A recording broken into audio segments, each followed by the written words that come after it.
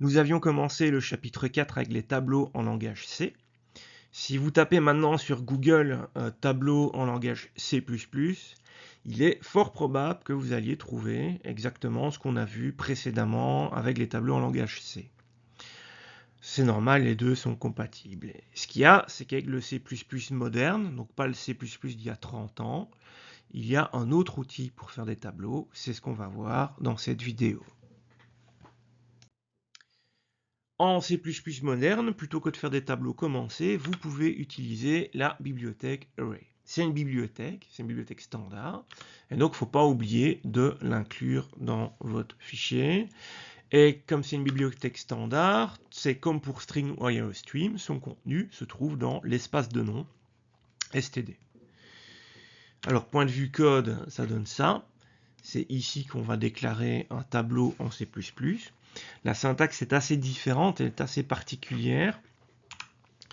Donc, si vous faites using namespace, il n'y a pas besoin de mettre std : Si vous ne mettez pas using namespace std, il faut mettre std : devant array. Bref, vous connaissez le truc, c'est comme pour les strings. Donc, je vais créer un tableau en C++. Et là, la syntaxe, c'est nouveau. Il y a plus petit que plus grand que, voilà. Où on a le type de chaque élément de notre tableau. Dans notre cas-ci, dans notre code, on va faire un tableau d'entier. Virgule, combien de cases on veut.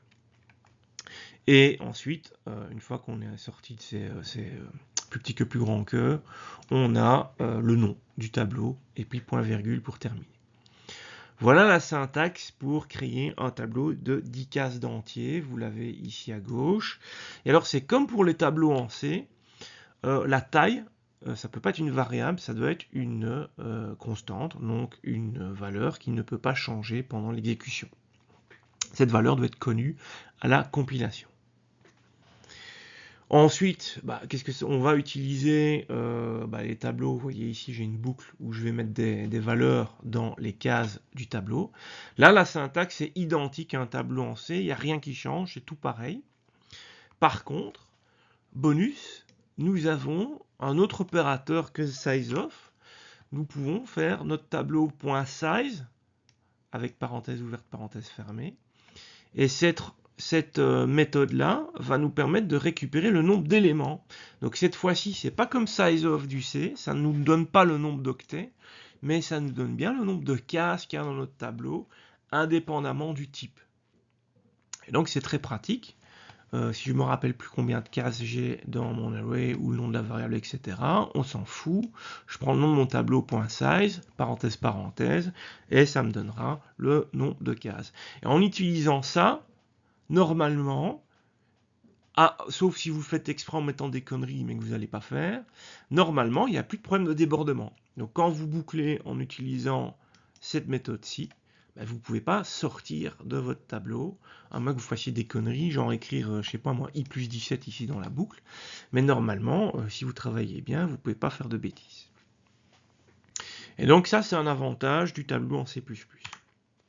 Alors bon, ici le code, il fait quoi? C'est le même code que dans le sous-chapitre précédent. Donc je mets des cases aléatoires dans mon tableau, et puis j'affiche les cases qu'il y a dans mon tableau, et dans mon cas de figure, ça a affiché ça. Voilà comment s'utilise un tableau de type array en C++. Bonus des tableaux en C++, on peut faire des affectations et des comparaisons. Alors prenons un exemple, je crée deux tableaux, tab 1, tab 2, tous les deux des tableaux de 10 cases d'entier. Première boucle, je boucle sur tab 1 et je vais bêtement mettre des valeurs qui sont toutes entre 0 et 100 dans chaque case de tab 1. Et puis voilà le bonus, je prends tab 1 et je viens le mettre dans tab 2. Donc je peux prendre le contenu tab 1, le copier et le coller dans tab 2. Ce qui fait qu'à cette étape du code, les deux tableaux sont identiques en termes de contenu. Et ça, c'était pas possible en C. Puis prenons la suite du code. Vous voyez que je vais boucle sur tab 2 et j'affiche tab 2 à l'écran. Et donc cette boucle-ci, ça donnera l'affichage ici. On voit que j'ai des valeurs cohérentes qui sont toutes entre 0 et 100. Bon, j'ai pas affiché tab 1 et tab 2, ça c'est tab 2. Puis à l'étape d'après, tac, vous voyez que je vais modifier une case en tab 2. Donc la case ici, la case en deuxième position, va valoir maintenant -45. Et je vais utiliser ça pour faire une comparaison. Donc je vais comparer tab 1, qui sont la liste que vous voyez à l'écran, avec tab 2, qui est la liste, mais avec la deuxième case modifiée. Et on regarde s'ils sont identiques. Ils ne sont pas identiques, vu que j'ai modifié une case en tab 2. On regarde si tab 1 est plus grand que tab 2. Oui, ça sera le cas. Donc normalement, il doit afficher ça. Et on voit que c'est bien ce qu'il affiche à l'écran. Tac, tac, tac. Tab 1 est plus grand que tab 2, étant donné que j'ai mis une case en tab 2 plus petite que tab 1. Donc je peux faire de l'affectation et de la comparaison directe de tableaux avec le type array, ce que je ne savais pas faire avant avec les tableaux du C. Alors, terminons cette vidéo par les tableaux à plusieurs dimensions. Vous avez ici la syntaxe d'un array en AD, en une dimension. Et au lieu de faire un array d'entier, on va faire un array d'array. Donc on va remplacer type par un autre tableau. Oui, parce que on a notre première dimension qui va être ceci. Tac. Donc ça, c'est cet array ici. Et chaque case, on ne va pas dire que la case est un entier, on va dire que la case est elle-même un autre tableau à une dimension. Et donc si on fait ça pour toutes les cases, on obtient bien un tableau en 2D. Donc d'un point de vue code, ça donne ça. J'ai un array de 4 cases, je vais l'appeler matrice.